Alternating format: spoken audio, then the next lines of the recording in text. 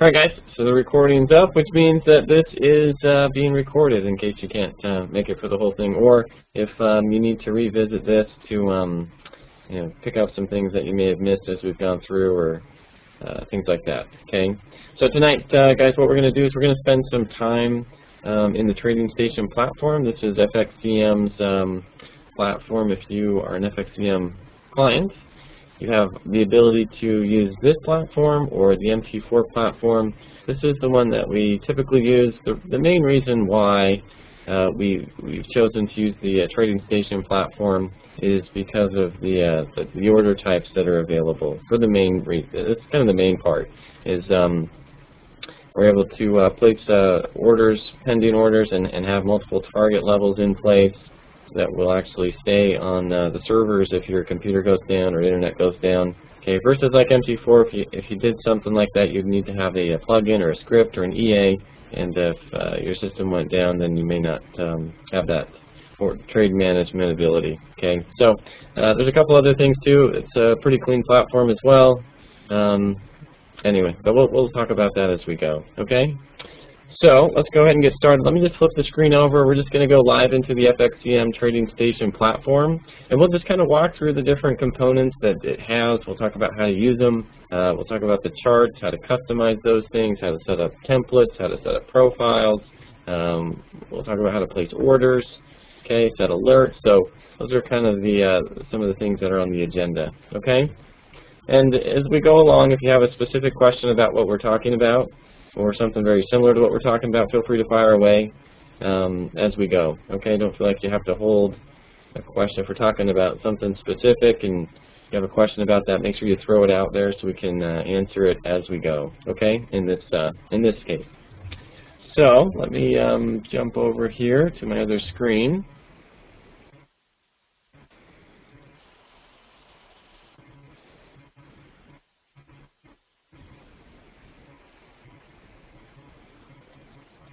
All right, guys, does everybody see the screen? Everybody see the Trading Station platform up?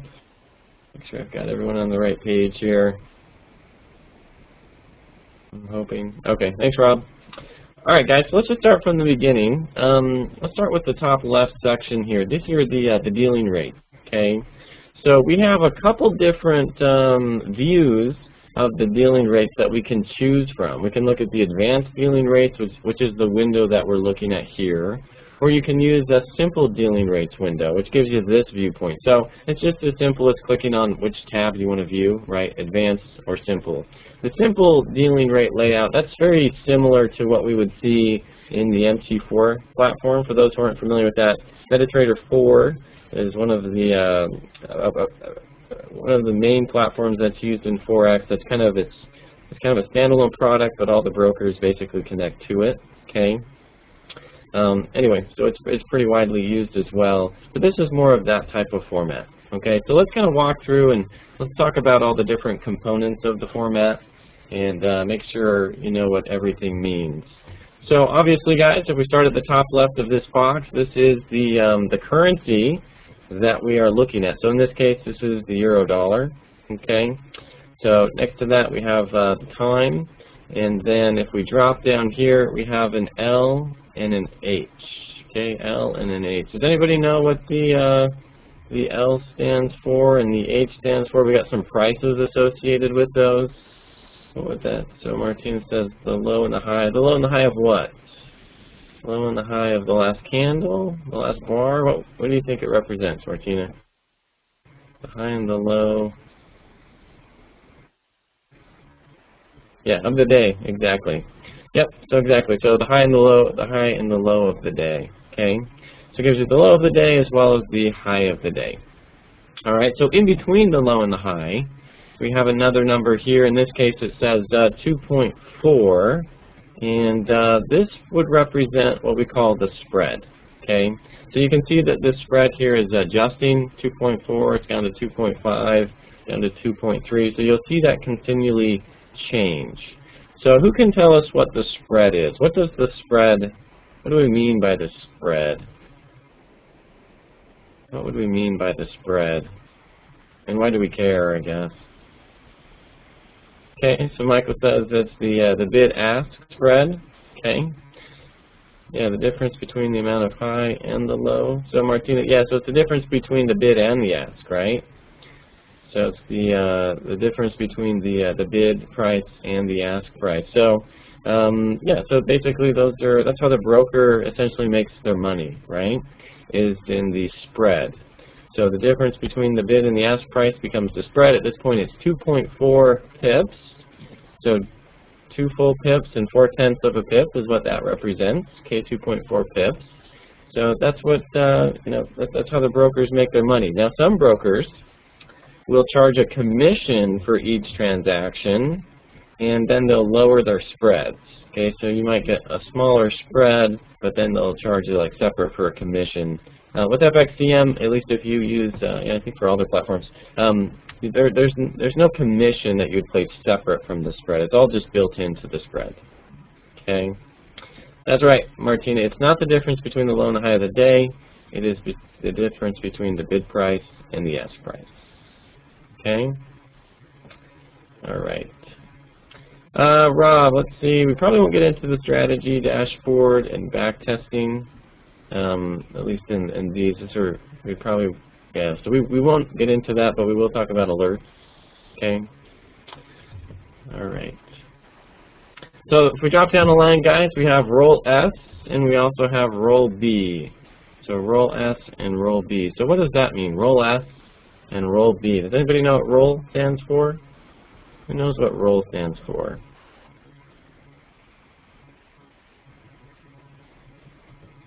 I know a couple of you guys would know this. Jason's for spreading the butter. That's right. So carry trade, rollover. Okay, so rollover, right? So there's this term that that we have in. Thanks, guys, for pitching in here.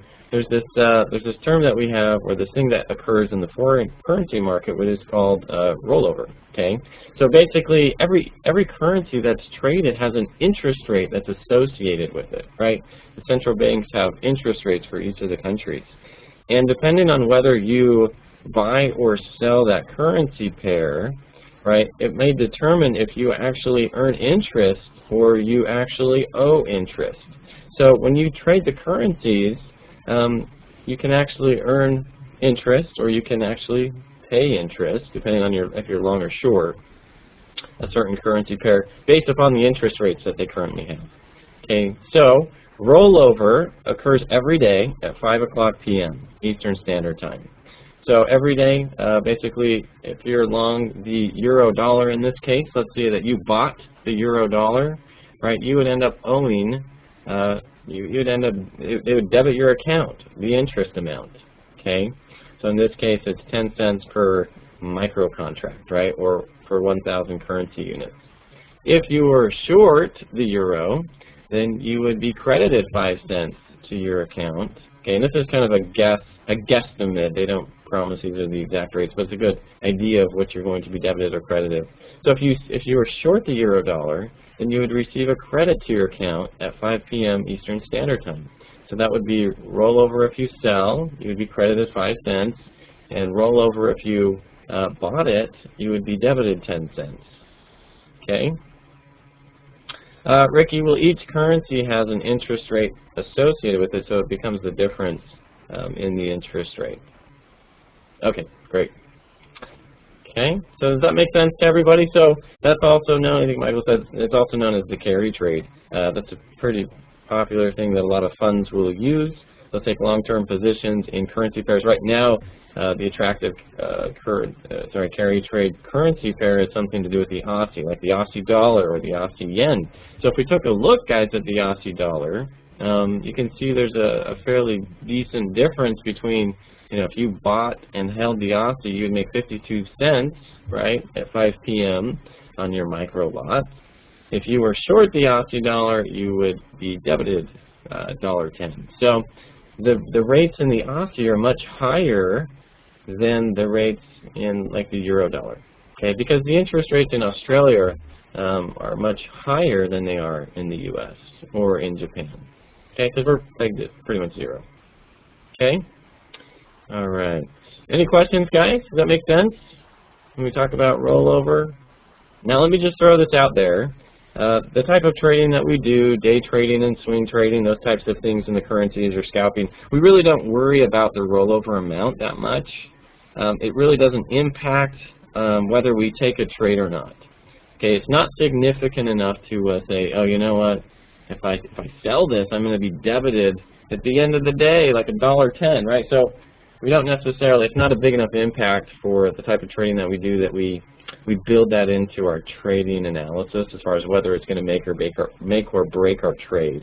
Okay, I kind of find at the end of the day, you know, they kind of offset each other. If you're trading, you know, if you're day trading and swing trading, it just kind of offsets you. It's usually a small amount at the end of the month. Okay, questions there? Everybody okay with that? Make sure that everybody's squared away on rollover. So when you look at your statement and it says that you were debited, you know, $1, right? That's usually what it was, rollover. Okay? All right. So the next thing here in between the rollover rates is another value, and in this case on the euro it says 0.10. Anybody know what that 0.10 represents? 0.10, 10 cents? What does 10 cents represent? 10 cents, what does that represent for the euro dollar? Okay, Joe says that's your gain. Okay, yeah, so you're very close, right? Maybe this is what you're implying. So this essentially is how much each pip is worth in your currency that you're trading. So this is the way that you would calculate basically your P&L, right? Your gains or your losses. All right, so this tells us, what this tells us, and all these numbers, guys, the rollover, and this, the pip value is what I'm going to call this, the pip value. These are all based on a micro contract. And so a micro contract is 1,000 currency units, okay? It's the smallest contract size that we can get. So basically what this says is, for every pip that you make or lose, it's worth 10 cents in value, okay? So if we traded one micro contract, and that's worth, it's 1,000 currency units, let's say we made 10 pips on one micro contract, okay? And each pip is worth 10 cents. All right, so we made 10 pips on one micro. How much would we have made?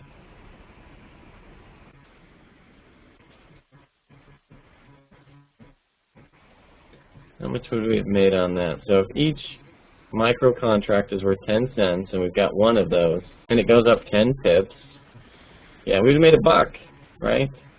So we would have made $1 on a micro. So a micro contract, guys, per pip, it's worth 10 cents per pip, okay?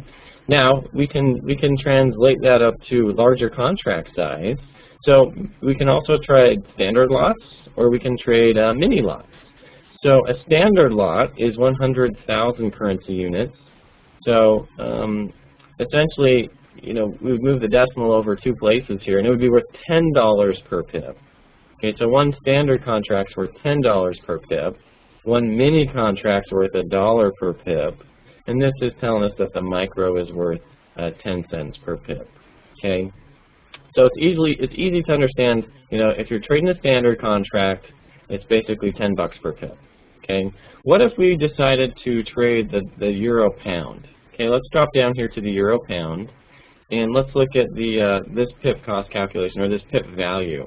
So if I traded one standard contract on the euro pound, how much would each pip be worth on one standard contract? Okay, everybody agree with that? $16? Okay, so it would be $16 per contract, okay, on one standard lot. What if I was trading a mini contract, which is 10,000 currency units? What would the pip value be worth then? Okay, yeah, $1.60. That's right. So $1.60. Okay. So I like that the trading station actually puts those values in there. A lot of platforms, you don't have what the pip value is, and so it's harder to basically determine your position size, your correct position size. Now, of course, we provide those who go through our education program with a calculator to make sure that you position size accordingly. It takes into account the value, the per pip value, and just make sure that you don't take on the wrong position size, because, you know, a $6 difference per pip going from $10 a pip to $16 a pip, right? That's a 60% difference, So you need to make sure you adjust your position size correctly, right, to take into account those types of things, okay? All right, so let's keep going. So the next thing, guys, if we drop down, this is basically a quote. Okay, so we have the bid and the ask price, right? So we have both of those, or the buy and the sell prices, okay, and it's labeled to your sell. This would be your sell value if you wanted to sell it. This would be the price you would have to sell it for. If you wanted to buy it, this would be the price that you wanted to buy it for, or you'd have to buy it for. So the big number that's kind of blown up, right? So we see 1.30 at the first, and then we've got 7.3 in larger numbers, and then the small number on the top here, this is the 1/10 of a pip. Okay, so this would be known as a 1/10 of a pip on the top right corner, and then these pip changes would be like from 73 to 74 to 75. Those would be just typical pip value changes. Okay. Ricky says, I'm not seeing the roll and the gain per pip in the demo platform. No, it should be in there. So it should be in there. Shouldn't be any different. This is the advanced dealing rates, and I believe even in the simple dealing rates, you also get the roll and the pip cost. See that? So your simple dealing rates as well as your pip cost is in here as well, under your rolls and your pip costs. So that should be in all platforms, demo or live. So okay, interesting. Yeah, maybe you can configure each of these in some way or another. I just kind of am watching the default, but maybe there is a way to configure them. I haven't really messed around with that, to be honest.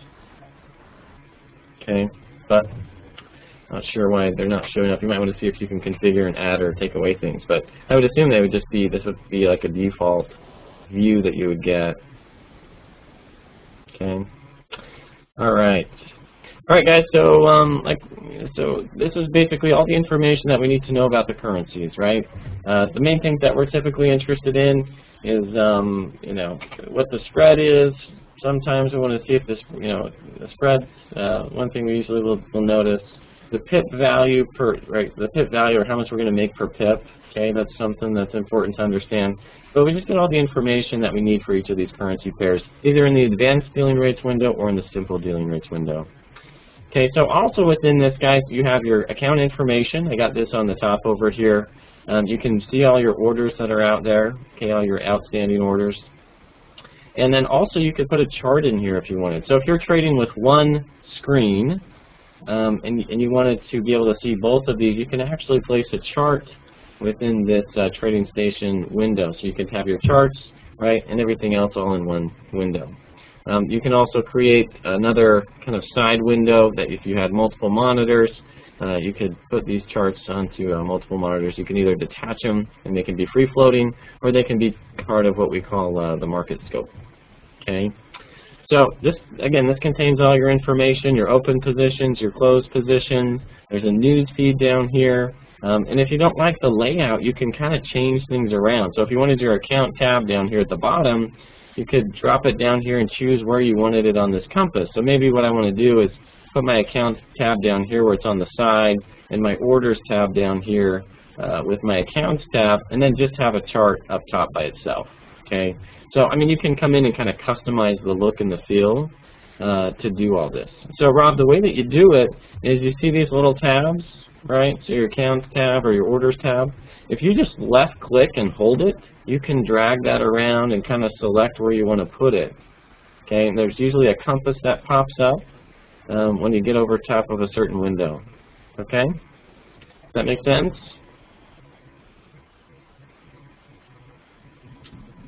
All right. Okay, so let's do this. Let's say that, and we'll come back to how we place orders.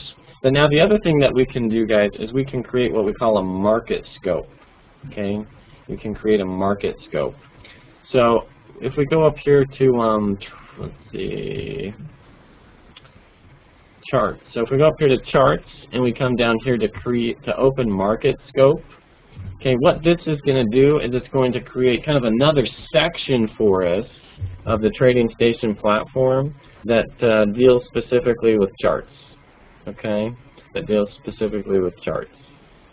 Let's see. So let's see, Rob, so how do I move the chart around? Is that the question?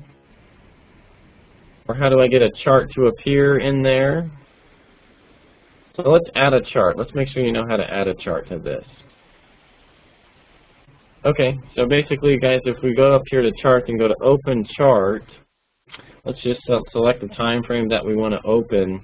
Now mine automatically came in here, but usually that's because you can select where you want this chart to go. Let me see, let me create a market shot. So if we go to create market shot, okay, do you guys see that? Create market shot. So charts, create market shot. Look down here in the bottom left. So Rob, do you see this? The bottom left, there's a check mark that says open within trading station. You want to make sure you check that. And if that's checked, then this market shot that you're going to create is automatically going to get dropped into this window here. Okay? Does that make sense? Does that answer your question, Rob? So we've got the Euro 15-minute, and I've clicked on Open Within Trading Station. I'm going to push OK, and then it's going to open up a Euro 15-minute chart within this trading station window. Okay?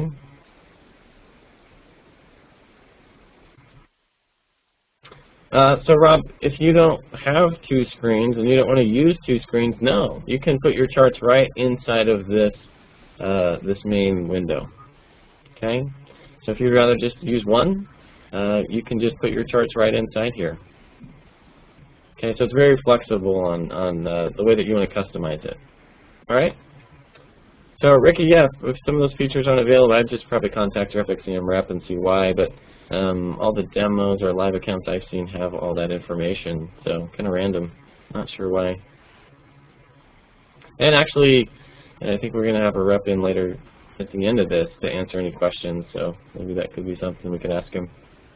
Okay, so let's open up, guys. Let's open up this this market scope. So when we open up this market scope, it's going to create an entirely separate window that just deals specifically with charts.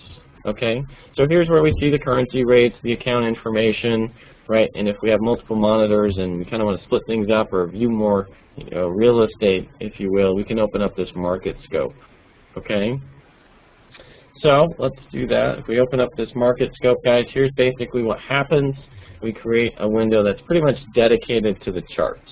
Okay, so here is a chart that I got popped up here. It's on the pound yen. But yeah, so this is what the market scope would do. Now we can be pretty flexible with this market scope. We can come in here and we can add charts. Okay, so if we go to File, we can create a market shot. Now I want to make sure I take off Open Within Trading Station because I want it to be in the market scope. And let's open this. So then it adds another chart. Now do you see how it adds a tab up top? You guys see that? So let me put in a couple more. I'm going to go Create Market Shot. Let's put something on the pound. Okay, and I'll just do one more. Let's look at the dollar yen. Let's see how our trade's going. Okay, so dollar yen's still creeping up for us. All right, good. It's looking good. Okay, so let's so now that I've got 4 tabs up top, right? Now, if I wanted to, I could just have these as tabs where I could just click on a tab and view that specific chart. If I actually wanted to make it so I could see all these charts at the same time, I could do that as well. Just like I did in the Trading Station platform area. I could grab one of these tabs and I could move it around and I could come over to this compass and say, you know what, I want this to be on the bottom. Okay, so now I've split my screen and I've got the dollar yen on the bottom, I've got the pound dollar up top with the dollar and the euro dollar and the pound yen. But I can also, I could make these, I could split this 4 ways. So I could grab my pound dollar tab, click and hold it, left click and hold it, drag it over to this compass and drop it on the right side. And I could also bring my, maybe my pound yen, I could bring it down here and get on my compass and drop it on the right side. So I could view all 4 charts at the same time now. Okay, so it's very customizable. If you want to watch multiple markets at the same time or different time frames at the same time, you have the ability to kind of to lay this out in any way that that fits your needs.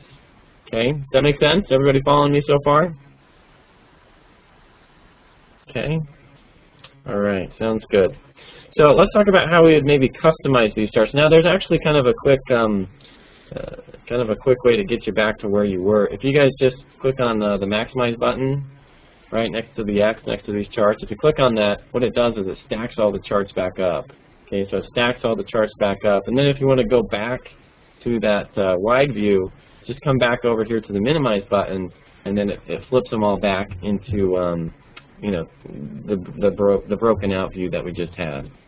Okay, so there's kind of a quick shortcut if you wanted to, you know, if you say, well, I really want to analyze this specific currency pair, so just maximize your window, right? So say, let's just analyze this dollar yen. I just want to maximize it. So if you do that, right, and then when you want to bring it, scale it back down, everything goes back to their spots. Okay.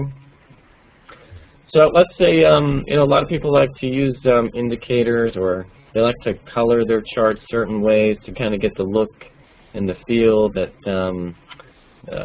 you know, that they want. Okay, so let's see, VJ, this is essentially just the standard candlesticks. Okay, they're just standard candlesticks. All right, so what if we wanted to change the look and feel? If we right click on the chart and come down here to options, under options, if you see this, there's a color schemes tab.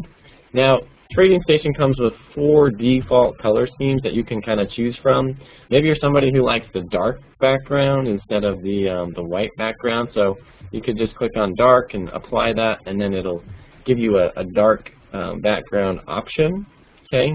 Obviously, there's like the midnight blue option, so you guys can kind of play around with some of these defaults and see if, you know, one of those actually looks okay to you, and if you want to use one of those. Okay. So that's under color schemes. Now, maybe you know, maybe you don't like any of those, and you say, you know what, those are all, these don't fit who I am or what I like to look at all day. So if you go over here to Chart View Options, this gives you the ability to come in and customize your background color. Okay, and it gives you the ability to change your candlestick colors. Pretty much all your color changes for the whole market scope area are right in here under Chart View Options. Okay, so that's where you would come in and you can basically adjust anything to what the look and feel that you wanted. Okay, so what about indicators? You know, if we wanted to put indicators on this, we can do this as well. A couple of fast ways to do it. You can just, if all else fails, always right click. So if we go to right click, we can go to add an indicator. Let's add a moving average. All right, so we got moving averages. Let's just throw an EMA. So I'm going to select the EMA. I'm going to push OK. And then what this allows me to do is just put in, you know, how big the EMA. So I'm just going to put in the 21. And we could select our colors, right? So you can kind of customize that to what you want. Anyway, you can do a dotted line, dashed line, so you know, it's customizable as far as whatever you want to do. Okay, and if you wanted to do it off the close, the open, the high, so you could do a weighted, whatever you wanted to do as far as you know, what you want to use in the calculation. So let's put an indicator on here. Let's put a moving average. Let's also throw in maybe an oscillator of a sort. So the other thing, guys, that we can do is there's an add indicator button right up here. We could click on this guy in the toolbar that says add indicator. And let me just throw one other indicator on.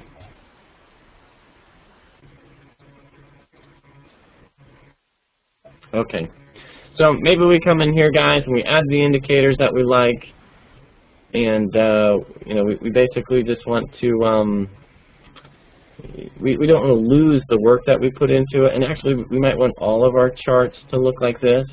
Okay, so we can save the, you know, all our hard work into what we call a template, right? That's going to save all the indicators for us that we put on in their settings.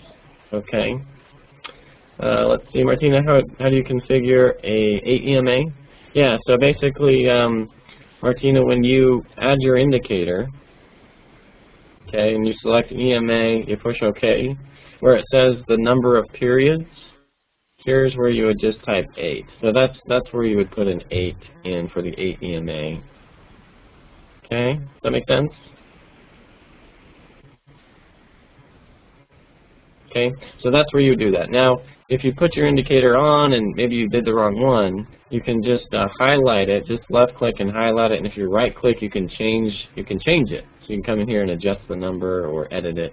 Okay, so if you actually messed up or you want to change the number of periods, you can do that as well. Okay, great question. Well, Martina, so basically it's bars because it depends on the time frame we're on. Right now I'm on a 15-minute chart, so if I put 8, it's just going to look at the last 8 candles, right, the last 8 periods. If it was a daily chart, it would look at the last 8 days. Okay, so it's the number of candles on the time frame that you're specifically looking at. Okay, does that make sense? Everybody okay with that? All right, sounds good. Okay, so in order to save a template, guys, we're just right-click. We're going to go down here to Templates, click on Save Template. All right, let's call this FXCM Example 3. Okay, so now we've created a template. We can see on the top left it says Template FXCM 3. So let's go over here to one of these other charts that doesn't have anything on it. Now, you know, if I wanted, I could say, well, I don't want to spend the time and add all those indicators again, so I can just right-click, go to Templates, and apply a template, and just select my FXCM 3, right? And it's going to throw all those indicators on here that we had saved and we've created the template with. All right? Okay, sounds good. Questions there, guys, on templates? Let me know if there's any questions specifically on templates. Okay, so Tony says, how many ticks per bar? So right here, Tony, we are looking at time-based charts. Okay, so this is a 1-hour chart. So the candle is based on time versus ticks, but you can create a tick chart. So if you wanted to, you could put in, right, you could select one of these default settings if you wanted to see a tick chart. So if you wanted a 500 tick chart, right, you can kind of see those. Actually, this isn't going to be like your typical tick charts, I don't think. But these are all time-based charts. Okay, so these are time-based charts. So there's also a question privately says, how about Renko bars? Michael, so Renko charts don't come in here. They're not defaulted. So really the standard default is time-based charts. Okay, so is time-based charts. And I've seen a couple attempts to like indicators that come in and create Renko charts for you. I've tried a couple of them out. It's probably not. I mean, it works, right? But they come in as an indicator. So there's a couple of things out there that I've snooped around for. So you can actually get an indicator that for this that converts the charts into Renko charts.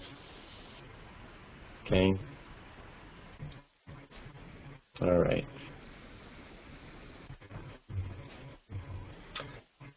Let's see. What is a tick? So basically, it's the smallest incremental change. So in this case, it would be like 1/10 of a pip. Any transaction that occurs, right, higher or lower. VJ says, can you save chart setting either by template or by layout? Yes, so you can save a template, which we just did, which saves all your indicators. You can also save a layout. So if you set up your charts like this, and you wanted to save this look, you could do that. And that's what the layout would be. Okay, so you could come in here and go to File, right-click, go to, sorry. You're going to have to go up here. I was right the first time. So you go up here to File, then Layouts, and you'll save your layout. So let me just go over to the Aussie layout, give you an idea what, well, actually let me save this first.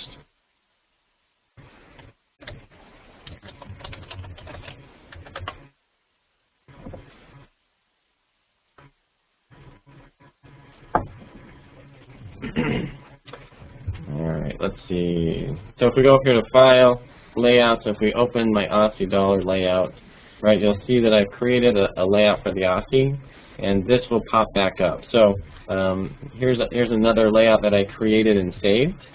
Okay, so you can create different layouts, which basically is the arrangement of your charts, how you arrange your charts.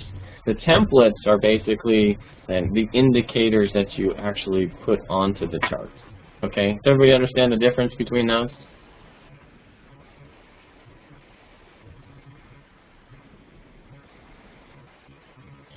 Okay, so again, the template is the indicators that are placed on the charts. The layouts are how you arrange the charts, as far as if you want them to be like a view all four at the same time, or if you got them horizontally or vertically. Okay, that's more of the layout. Okay. All right, so let's take a look, guys. Let's go across the toolbar. Let's just make sure everybody understands what you can do with these charts. So the first thing, guys, on the top left, here's where you can change the currency symbol. So if you want to flip to a different currency pair, you can do that. The next thing here is link. This allows you to link up your charts together so that they'll actually change in unison. And when I say change in unison, they don't change time frames, they actually change currency symbol. Okay? So if we go here, if I bring this back out, and I've got, maybe I have a 5-minute, a 15-minute, let's put this like a 30-minute, and I've got like an hourly chart, okay? And if I go up here to this link and I click on Link All, it's going to link all these charts together. So if I change my currency pair on one of them, it's going to change them on all of them. Okay? Now it doesn't change the time frame. Whatever time frame's in place, that stays. But it's going to change all the currency pair, all the currency symbols to match up. So if I go to the euro dollar, they're all going to flip to the euro dollar, and now I'll see a 5-minute, a 15-minute, a 30, and a 1-hour chart of the euro. Okay, does that make sense, guys? What this link means, you can link different charts to each other, and so when you change one currency symbol, all those charts that are linked up basically get put together. Okay? Each got the saved layouts templates are found then under, if you right-click, Scott, you can get to your templates. If you go to File, you can get to Template and Layouts. Okay, to your templates and your layouts. Okay? All right. So Bern, the link is here. So this little chain link here, this is where you can link all your charts together or specify a color and kind of color code them if you wanted to. Okay?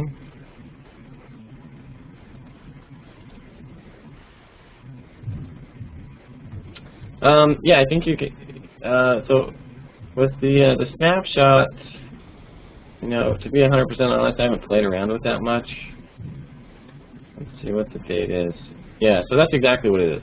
So I took a snapshot here of the Aussie, now I just opened it up, and it was a snapshot of that exact period of time. So that's exactly what it is, Michael. So this is a snapshot I took on 9/25, and I just opened that back up, and it took me back to 9/25, what the chart looked like exactly when I'd taken that snapshot. Okay? Great question. So, all right. So let's talk about, guys, these the different options that we have, and keep going across these toolbars. So we've got the link. Next is time frame. So if you trade a time frame that isn't listed here, for example, maybe you trade a 3-minute chart.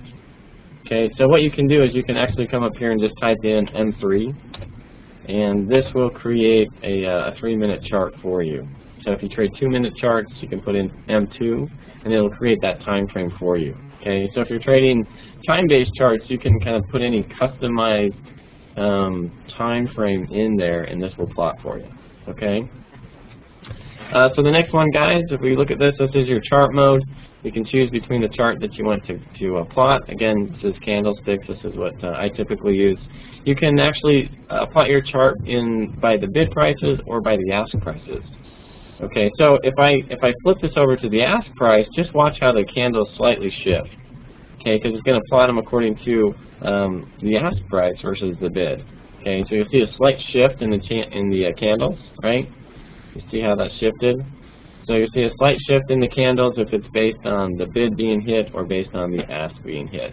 Okay, I typically just leave it at the bid, just the standard. Okay, you can zoom in and out of your charts up here just by clicking on these buttons. Obviously, if you guys have a wheel, if you guys have a wheel on your mouse, a mouse wheel. If you've got that, you can actually just scroll your wheel, and that zooms in and out. That's what I tend to use the most. Okay, it's a nice little shortcut just to zoom in and out.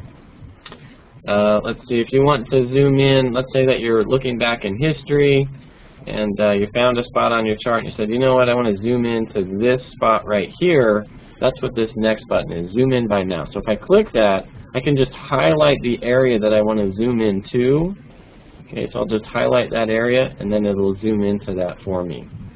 Now, if you notice, we've zoomed in, and it kind of flattened out all the price action, right? So you can do one thing. You can come here to auto scale your chart vertically, or in this case, it says fit chart vertically, or you can fit the entire chart. So this basically, either of these options basically comes in and fills that chart out, so it's not scrunched up. So I'm going to click on auto scale vertically. So then it basically, expands that the candles and makes it fit the entire view. Okay.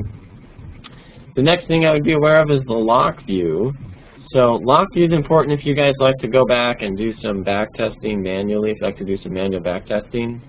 Okay, so lock view, what that does is it locks up your screen so it doesn't actually, after a certain period of time, it doesn't flip to the most recent price action. So if you don't lock your screen, what will happen, I think it just happened now, is it just pops to the most recent price action. Okay, so if you're scrolling back in time and you're going to do some bar-by-bar analysis and some back testing, make sure that you put on the lock view here. That way, it won't automatically jump to the most recent price action after a certain period of time. Because it gets frustrating. You kind of lose your spot. You're in the middle of working, and all of a sudden, boom! It jumps to the end of the most recent price action, and you lose everything you're doing. So make sure you lock your screen if you're going to scroll back and kind of do some bar-by-bar analysis. Okay. If you've got your lock view on, well, let me just show you this. The next button, scroll to the end. So if I click scroll to the end, it'll take me to the most recent price action. And if your lock view's on, what's going to happen is it's going to stay here. So you'll get candles to kind of form beyond the chart, but you won't see them. Okay, so you'll need to turn the lock view off if you want the chart to continually move with the price, with the candles. Okay, that make sense? Questions about lock view? So it kind of locks it if you're going to go back and do some historical back testing. Okay. All right, and then we just talked about this guy. Scroll to the end, so this eyeball takes you to the most recent price action if you're working historically. This next one's cursor data. So if you pull this if you push cursor data, it pulls up this box, and it gives you information about each of the candlesticks that you're on, as well as the indicators at that point in time. Okay. The next one, guys, is a ruler. So I kind of like this. You can come in and you can measure, the amount of movement that was made, or how long it took to make that move. So let's measure, for example, from this low here up to this high here. So I'm just going to grab my ruler. I'm going to left click and hold. I'm going to drag it up to the top. And I've got three numbers that are being illustrated. One says 1.3098. That's actually the price that my cursor is currently at. The next number says 28. That represents how many candles, how many periods it took to make that move. Okay, and then we've got 35.9, which is the amount of pips in that move. All right, so we've got this ruler that gives us those pieces of information. I typically will use it mostly to measure the pip movement. All right, so I typically use it to measure the pip movement. So that's the ruler. We already talked about ad indicators. The next is price overlay. So if you want to, see if certain currencies overlay, or I should say correlate with other ones, or other markets, essentially, you can overlay those on top of each other and try to find the correlations or see if there is any correlation. Okay, so you can do a price overlay. Next is just some other indicators. You can put some channels here. So there's a pitchfork, a couple different regression channels, and then you have your Fibonacci tools. Kind of the nice thing about the fibs on this is you have the ability to actually say, draw it from my high and low point. So when you say high and low, it's actually going to find the lowest point of the candle that you start your drawing from, and the highest point of the candle that you end your drawing from. So you get the exact high and the low without trying to make sure it's the right spot. So I use this quite a bit. So for example, let's just run a fib retracement, and I just have to be on the candle, on the top half of the candle, and if I click, it automatically starts it at the very high. If I drag it down and I just have my cursor on the candle and it's below the bottom half, it automatically goes to the very low.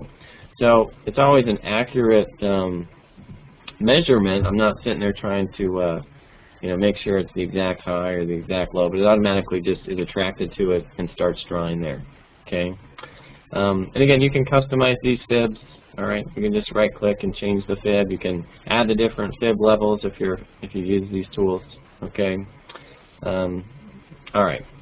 So those are the fib tools. Okay, available. There's also some GAN tools here as well. And then here's our line tool. So we can draw trend lines, horizontal, vertical lines. Let's go ahead and throw a trend line in.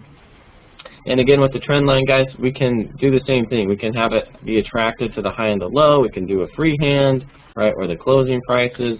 So if I go high and low, I know that I'm actually going to be, getting the peaks. You see how it's attracted to the high points of each candle? Okay, so because I selected high and low. And then I can extend it out if I want to. Okay, I can extend that trend line so that it does a dotted line to extend it. Okay. Now, with the trend lines, I learned a nice trick. I think it was from Erica. But if you push Control and if you push Control and then click on that trend line, it makes a duplicate. All right, so it copies it, and then you can just drag it and drop it wherever you want. So that's how you can create duplicate lines very quick. Just push Control and grab it, and you can move it around. Okay. To delete them, right? If you just highlight your line, and you see these boxes light up on the ends, that means it's highlighted. You can just push the Delete key on your keyboard. It's usually the fastest way to get rid of them. Okay. For horizontal lines, guys, and vertical, we just grab it. Again, you can go to the high or the low. So if I do this. If I put it on this candle, it'll automatically should be attracted. So it's attracted here at this high. So, excuse me. So with these vertical lines or horizontal lines, we can put in a specific price. In this case, let's say we wanted the line at 30 even. We put 30 even, push OK, it'll automatically draw it at 30, which was way too low. All right, even lower than that. All right, there's my line. So we'll better go with a different one there. All right. So if we want to copy this, we can push Control. We put up another one, and then we'll expand this back out. Okay. So to copy, guys, same thing. Control, grab it. You can copy those lines. Again, you can edit these lines. Pick your color, pick your width. Right. So very flexible. Okay. Anyway, to get rid of them, you can just highlight them and push Delete. Okay. Any questions on the lines, guys? So how to duplicate them, how to get rid of them, how to change the features. You can put specific prices in. Okay. All right, pretty basic. The other thing, too, is there's a few shapes that are pretty standard here. You can draw ellipses or rectangles. You can type on your chart, so this allows you to add labels. So maybe we took a short here. You could type in some notes about it, or picked up a short at this price, just if you wanted to, put that on your chart, and then obviously you could create a snapshot. Okay.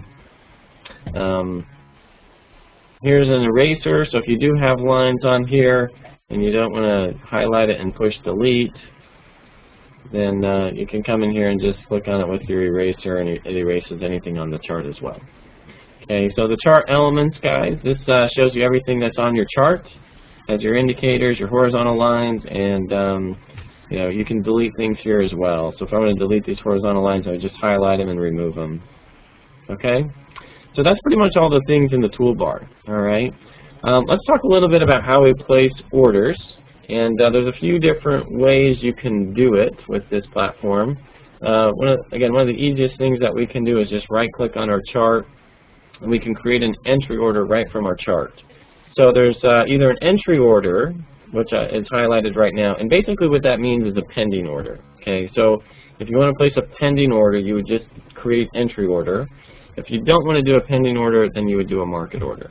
Okay, so if we go to market order first, it's going to pull up an order ticket. We're just going to make sure we got the right currency pair. We choose whether we're going to buy it or sell it. And then we put the amount that we're going to buy, or our position size. Okay. So remember, this is 1 represents 1,000 currency units, which is the equivalent to what size of contract? What size of contract is a 1,000 currency unit? How big is that? 1,000 Yeah, it's going to be a micro, right? So 1,000 currency units is going to be a micro. What if I put 10 in here? Okay, so remember, it's that's amount in K in thousands, so this would be a 10,000 currency unit. So yeah, now we jump to a mini, right? So 100K would be equivalent to, right, a standard. Okay, so the nice thing too about this, guys, is when you put in your position size, look right below it. It tells you your per pip value. So if you trade 100K, that's going to be worth $10 per pip, right? So $10 per pip. If I put in 111K, it's going to be 11.10 per pip. So this is going to calculate your pip value. It's also going to tell you the margin that's required for this. Okay. Also tell you the margin that's required to take the trade. Okay. Let's see. So order type at market, or you can put a market range. So a market range just basically says, you know, it's got to happen within a certain amount of pips, right? So you kind of bracket the market order, if you will. Don't let it fill unless it happens within a certain amount of pips. Time in force, you can kind of select your things there. You can place a stop or a target on this at the same time that you place your order. If you don't like, if you know what your stop is in pips or your target in pips versus price, you can change that from price to pips. So now you can come in and say, well, my target's 50 pips, right? And my stop is, I don't know, let's just go with 20. Okay, so you can do it in pip value or you can do it in price. Okay.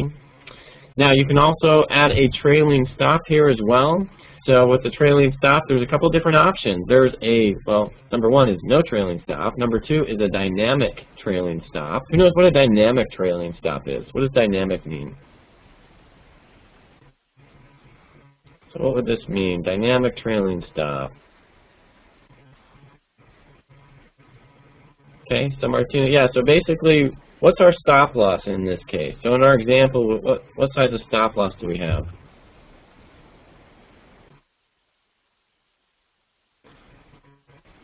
So we've got 20 pips. You guys see that? 20 pip stop, or it says stop, the rate's 20 pips. So basically what we're saying is as soon as this thing starts going our direction, it's going to dynamically start adjusting that stop. It's going to always have a 20 pip stop on, right? As long as prices are going up, obviously. But it's going to trail it at 20 pips right from the get-go. Okay, as soon as this order is placed, if it starts heading higher, that stop's automatically going to be moved dynamically right from the get-go.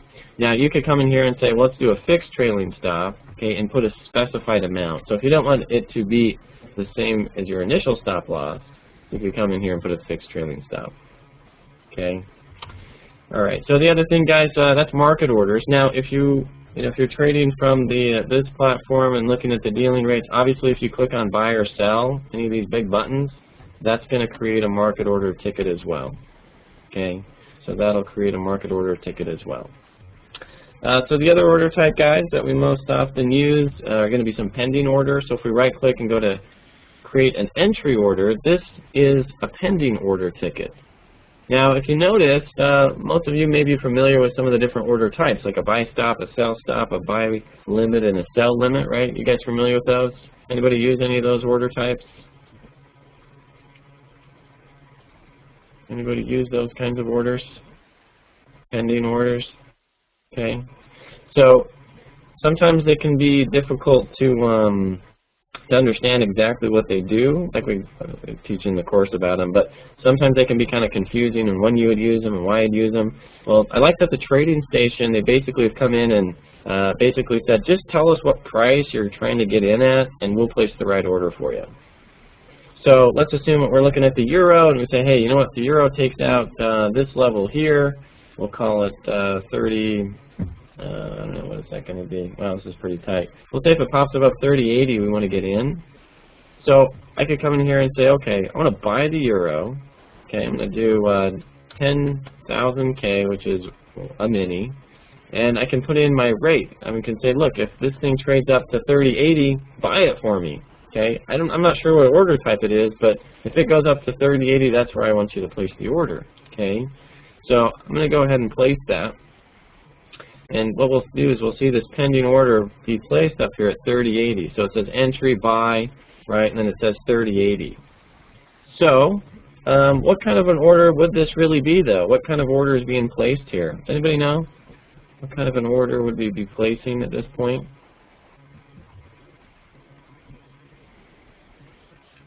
Martina, I use pending orders all the time. Yeah, all the time. So Erica thinks maybe a buy limit. Janice, a buy limit. Got buy limits going on all over. All right, I should post a quiz because everyone's failed it. So it's going to be a buy stop. Okay, so that would be a buy stop order, and that's exactly why it's nice that Trading Station doesn't. They kind of place the right order for you. Okay. So if you don't know exactly what order type that would be and you don't understand those exactly, the Trading Station just says, hey, tell me what price you're trying to get in at. If the market goes up to a certain level, just tell me what level that is, and I'll just make sure I place the right order for you. Okay? So vice versa, if we said, hey, I don't want to buy it. If it drops, I want to sell it down here. If it starts going this way, sell it for me. Right? You could just put that price in, and it's gonna place the right order for you. Okay? So it wasn't supposed to be a trick question. All right. Yeah. So it's a nice backstop, if you will. All right. Now, once you place an order, you can come in and you can place multiple targets. The best way to do this that I have found is you place your order just like we did. I'm not attaching a target on this. Now you can attach a stop initially, but once you get triggered, once you get filled, then you can come in and start to put in some orders that will allow you to scale out of your position. And the order types, guys, that we're going to use to do this are simple OCOs. Okay, so we're going to have to go to the Trading Station main window. If I go to Trading and I go to Orders, I'm going to do a simple OCO. What is an OCO? Anybody know what OCO stands for? Okay, one cancels. Yeah, exactly. So one cancels other, right? So if one of them gets hit, cancel the other one. So we just placed a pending order, and we can see it on this chart, on the euro, at 30.80, right? And we can actually look down here, and we placed 10 units, okay? Let's say we want to scale out of this thing at 30.90 and 31 even. Okay, so 30.90 and 31 even. So what we can do is come in here and we can do the simple OCO. We can choose the euro dollar, and we can come in here and select how many currency units we want to scale out of. Now, if we're getting into 10 units, how many should I place in the amount if I want to scale out 2 times at an equal amount? So what should I put in there for my position size? Yeah, 5, right? So we're going to put 5 in there. And if I'm getting long, what kind of orders would I need to place, buy or sell, to get out? Yeah, so I want to make sure both of these are set to sell if I'm long. If I was short, I'd want both of these to set to buy. Okay? I won't make any comments. All right.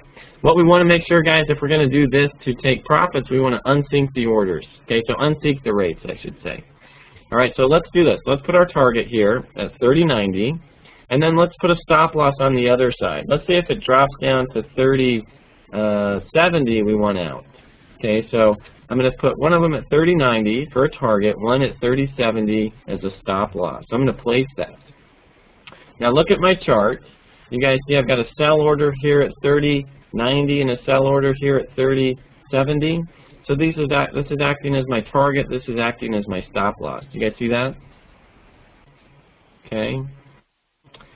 Now I need to do another one because I'm only covering 50% of my original position. All right, 50% of my original position. So I'm going to come back to Trading, Orders, Simple OCO. And I'm going to go make sure I'm set on sell, make sure I've got 5 units because I've got to make sure that these add up to 10. Unsync my rates, going to put my stop at 70 again, and my next target, let's go with 31 even. Okay, so I'm going to place that. And now what's going to happen is I should see, all right, I go 31, Oh, I got a 30.01. I need to change that. That's the wrong price. Alright, there's 31 even.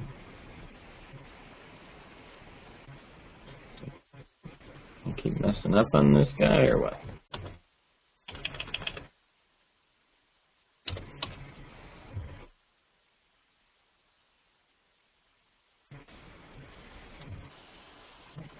It's not liking him. I have to cancel this and redo it. Alright. So if I have to cancel this, I think I put the wrong order in initially. Now it's not liking my thought here. Okay, so I'm just removing those orders. Alright, so does everybody understand, though, how we would scale out of this? Everybody understand that? Simple OCOs? Okay, that's how we scale out, alright? Kind of running over here a little bit, so. Alright, guys, so that's a quick overview of the Trading Station platform. Again, it's pretty flexible, gives us a lot of, it's pretty user-friendly as well, gives us a lot of important information. Let me know if there's anything that I missed. Let me show you guys alerts. I didn't cover alerts. Let me just spend 1 minute on alerts real quick.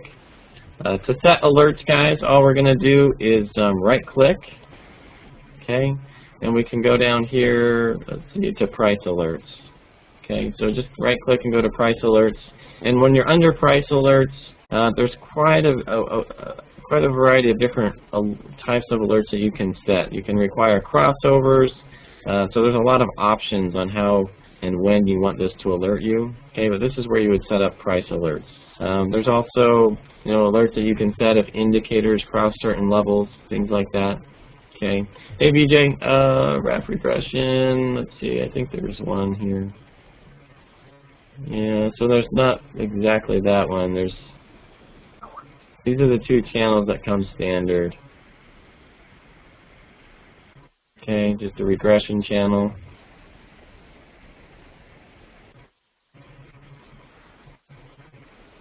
Okay, so there's two different channels that come available, but they're right here. If you see where it says, right here in front of the fib, it says Add Channel. This is a toolbar that allows you to select which one you're interested in. Okay, does that make sense?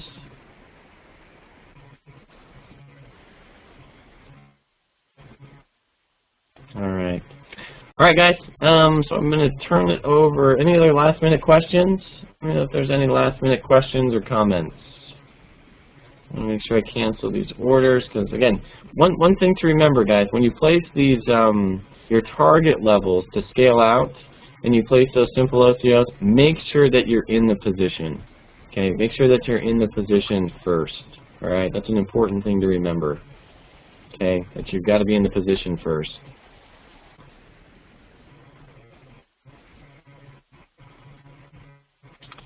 Let's see. Hey Michael, bar by bar on this. Yeah, if you scroll back, instead of F12 like MT4, you just push your arrow key. So it's just the arrow keys back and forth, does bar by bar. Okay. Let's see. Others. Market shot. Let's jump back here for a sec.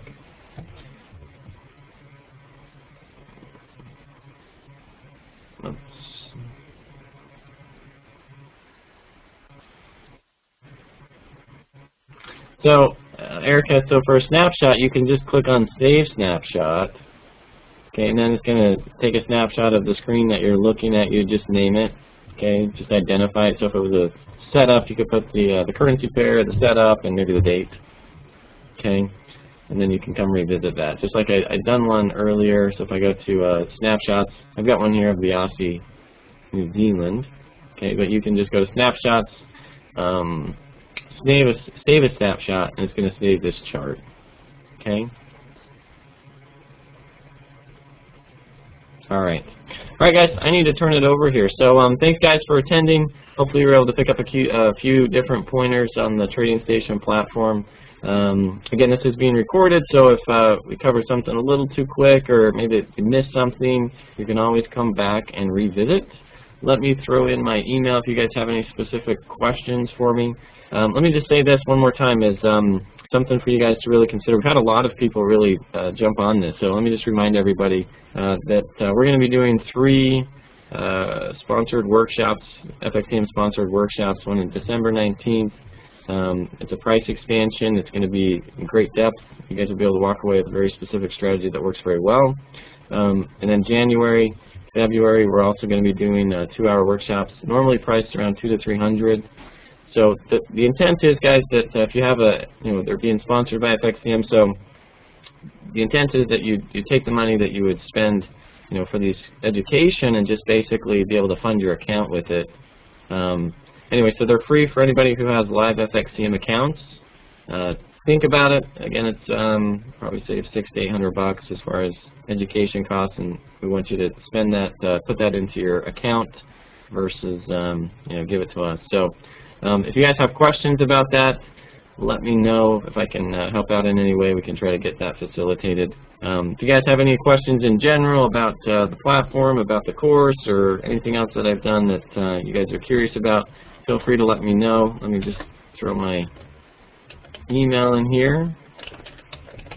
Alright, guys, having said that, let me flip it over to Peter. Sorry, Peter, a couple minutes over.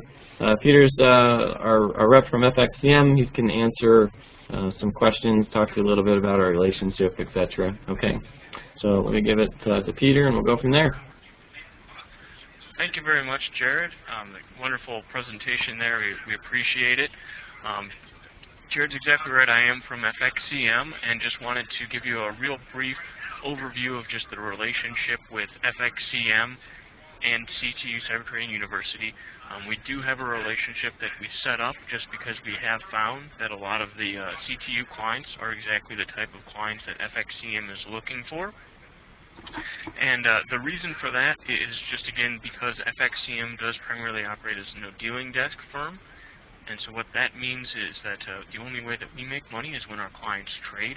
And so we're looking for clients who are going to be around for the long term and going to be with FXCM and consistent traders. We found that works out very well with CTU, just with the way that they continue to work with their students, help them improve, and ultimately help clients be successful. So because of that, exactly what Jared mentioned is we are going to be sponsoring some of those workshops with CTU. And what you can do is just set up an account with FXCM. In order to do that, please just feel free to reach out to myself or any of the other associates with FXCM if you've been working with anyone. If you don't have an FXCM demo already, and I'm sure that Jared shared this earlier, but you can register for one right here on the Cyber Trading University site. This is just a demo account, so this is just like what Jared was working in today. It allows you to get comfortable with the platform, start testing things out with no obligation. And then also one of either myself or one of our senior representatives here at FXCM will reach out, and you are going to have, in addition to the 24-hour support that all of our clients have, you're going to have, like I said, a senior representative will be able to answer questions for you on the platform, help you get comfortable, and if you do decide to get an account set up for trading or to take advantage of those CTU courses, we can assist you with that as well. So if anyone has specific FXCM questions, by all means, feel free to type in here. If you have a question that's particularly specific and don't feel comfortable doing it here, or wanted to talk to me directly, feel free to email me. I'm going to type my email into the chat box as well as my direct line. My email is just the first initial of my name, P for Peter, and my last name, Christensen, at fxcm.com, and my direct line is 972-535-9078. Again, those are both typed into that chat box, so please do feel free to reach out to myself or anyone else here at FXCM with questions for us, or if you're had any questions about getting the account set up and taking advantage of those CTU offerings. At this point, if anyone does have questions for me, about FXCM, about our relationship, anything like that, please feel free to type those into the chat box. I'd be more than happy to respond to those.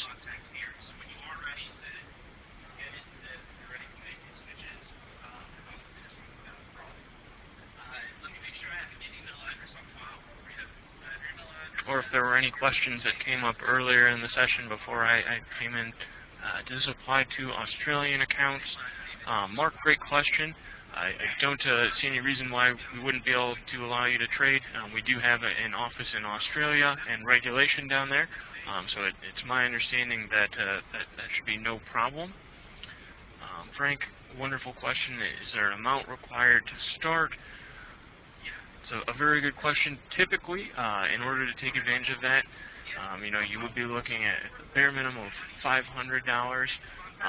We typically advise clients who are looking to start trading, particularly with the strategy that they teach at CTU, around the $2,000 to $5,000 range is where I would typically recommend, but $500 would be that bare minimum. Certainly, myself or anyone would be happy to discuss kind of what you're looking to do and recommend an amount that's suitable for the style of trading you're looking to place and what you're wanting to do. So Mark or Frank, same question. And by all means, like I said, feel free to send me an email and or give me a call, and we can take a look at what your situation is, what you're looking to do. Erica, perfect. Yep, we have spoken in the past, so please feel free to get in touch tomorrow.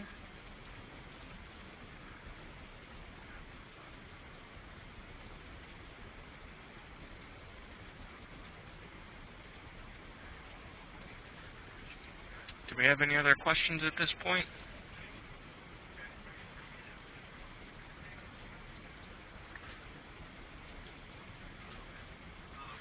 Rob, excellent question. Will FXCM do a webinar about the strategy dashboard and backtesting?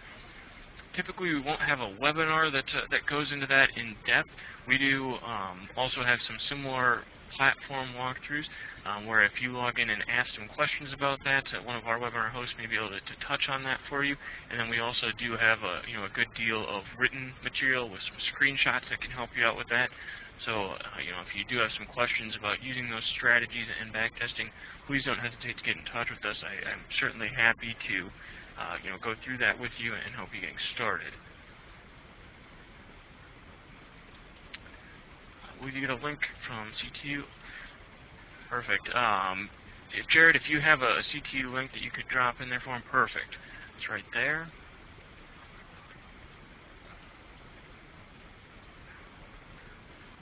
And that's right, Rob. We do have a lot of information about the platform and how to use that. So, by all means, get in touch, and we can see what specific areas you're looking for, and if there's anything that you don't have enough information, that's where someone like myself would be able to just walk you through that over the phone. We can walk you through getting the strategy set up, what you can do with those, and getting everything running for you in the demo account. So that's not a problem at all.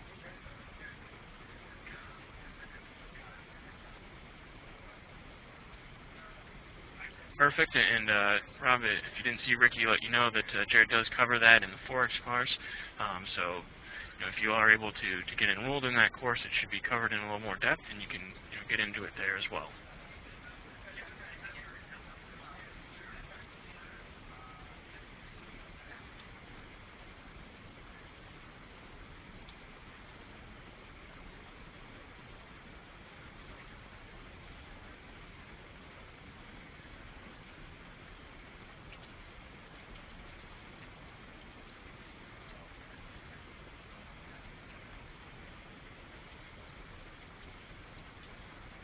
Excellent. I'm very happy to hear that, Rob. Thank you. At this point, if we don't have any additional questions, I will turn it back over to Jared. Thank you again, everyone, for attending. If you don't have a demo account, by all means, get signed up, and we can help you get started. And we appreciate you coming out to the webinar. Thank you. All right, thanks, Peter. Much appreciated. So guys, I posted the links. I think the first one's December, second one's January, and then February. So these are the workshops that you would be able to attend for free if you have a live FXCM account. Okay, and anyway, so you can check it out, see if they're of interest to you, and kind of go from there. So thanks everybody for attending tonight. Appreciate the participation. Hopefully it was thanks for your time. Hopefully it was add value to your trading some way or another. And so for those that are in the cyber group room, I'll see you guys in the morning. We'll kind of check up and see how the our dollar-yen trade's doing. So see if she finally hits that last and final target we're waiting for. So we'll see you guys then. And for the rest of you guys, hopefully we'll see you guys on December 19th for the price expansion workshop. It should be well worth your time and effort to get there. So good luck to all, and we'll catch you guys later.